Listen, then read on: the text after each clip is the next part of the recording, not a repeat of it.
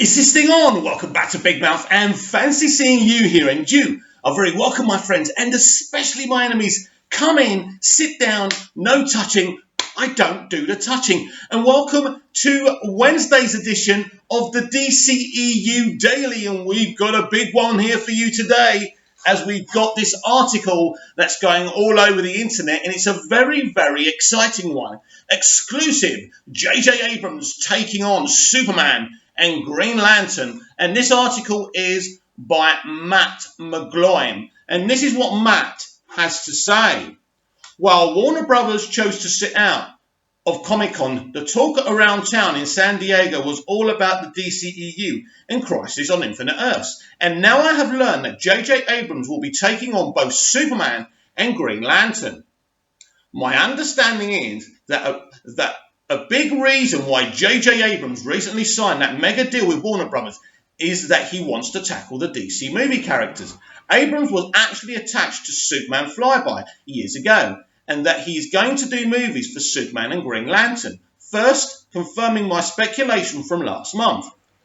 I've also been told that J.J. Abrams' wife, producer Katie McGrath, was responsible for getting Ann Sarnoff named as the new chair and CEO of Warner Brothers. In fact, I'll go further that Katie McGrath was responsible for Kevin Sugihara's dismissal. I think that's very true, and I said that to you at the time, and I actually thought Kate McGrath would become the new CEO of Warner Brothers, and that didn't happen, but this was the next best thing. So things are changing at Warner Brothers for the better as far as I'm concerned.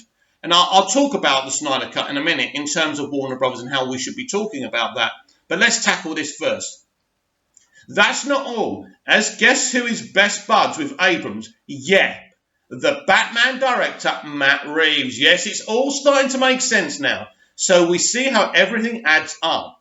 J.J. Abrams has big plans for DC. It's also known that WB passed on Mission Impossible director Chris McQuarrie and Henry Cavill's Superman pick for Man of Steel 2, and Green Lantern, which according to what I have been told is because of Abrams' own plans.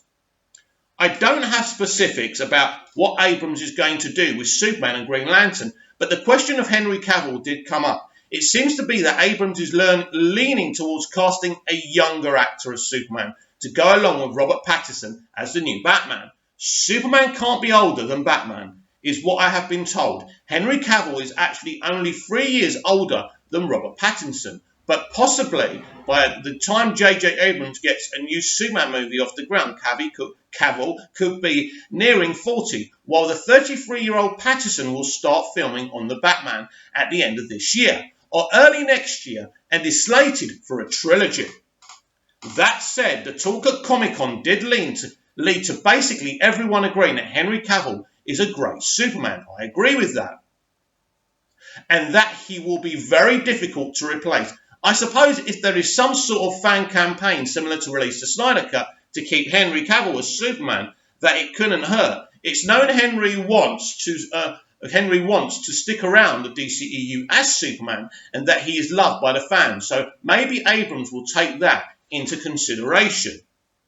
I've also been told the creators and such a WB would like to do another Justice League movie, but that they are trying to get things right and are instead presently focusing on character-driven movies, which is the right way to go. So that's a very, very interesting article.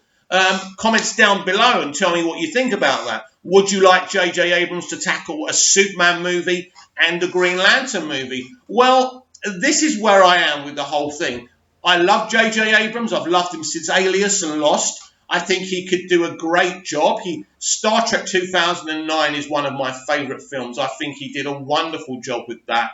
I didn't hate Star Trek Into Darkness, but it really wasn't Star Trek, and it didn't stick to the atmosphere and the culture of what Star Trek is, and I think that's what angered fans. But I didn't think it was a bad film. But I just believed that Star Trek 2009 had that camaraderie that Roddenberry created. It really did feel, even though it was like new actors and kind of with the Kelvin timeline and all that, it was a very interesting thing to do. So I think he is a really good creative if you allow him, and he has the time to focus on that project like he did with Star Trek 2009. My personal choice to do a Superman movie has always been Patty Jenkins, and that's because she has the sensibility to create something special, as she did with Wonder Woman. Also, Patty Jenkins is one of the few creatives in Hollywood right now who's intelligent enough not to trigger the fandoms. She was saying specific things during the first Wonder Woman, like Wonder Woman is for everyone. And that's the beautiful thing. That's what you want creators to be saying. If they want to represent women, that's cool and awesome. And obviously Wonder Woman is a woman. No one should be upset about that. But what a woman Gal Gadot is, a classy lady that no one should be upset about getting that role. She did such a great job, and Patty got a great performance from her. So my first choice would always be Patty Jenkins. But if this is true, and I know in my heart that it is, I'm quite happy for JJ to tackle Superman and Green Lantern. And I also feel that he wouldn't stick with Henry Cavill. I think he would stick with his, have his own ideas who should play Superman, and that will be very, very interesting. Will the casting be controversial? Will it be a minority actor who plays him? That would be very controversial. But as long as it's the right actor, I don't have a problem with that. I know people will say Superman should be white, but at the end of the day, if it's a good actor, I'm absolutely fine with that. But it could be controversial, and we'll see what happens there. So now we're looking at Warner Brothers getting their act together. You know, we've seen it. Katie McGrath got Ann Sarnoff through the door. Ann Sarnoff is a great CEO. She's a great businesswoman, no question about that. What she did with BBC America was revolutionary with the BritBox. No one can doubt her credentials. So I'm happy with that. I'm happy that they were able to push Kevin Sujihara out, and we'll see what happens next. So I'm happy with this. Even though I'd love Patty Jenkins to do Superman, I think that J.J. Abrams would be very focused on creating something extremely special. But what would that mean for Jeff Johns' Green Lantern core script? Would it be a situation where J.J. would work with Jeff, or would he just come in and do something totally new? We'll have to find out what's going on there. I don't necessarily think that Jeff Johns would be out the door in terms of Green Lantern Corps. Nobody knows Green Lantern better than Jeff Johns, and he's written some great graphic novels for the Lantern Corps as well. So I hope they stick with him, and him and JJ can work together. That article said something very interesting, that JJ is very friendly with Matt Reeves, who's writing and directing the Batman.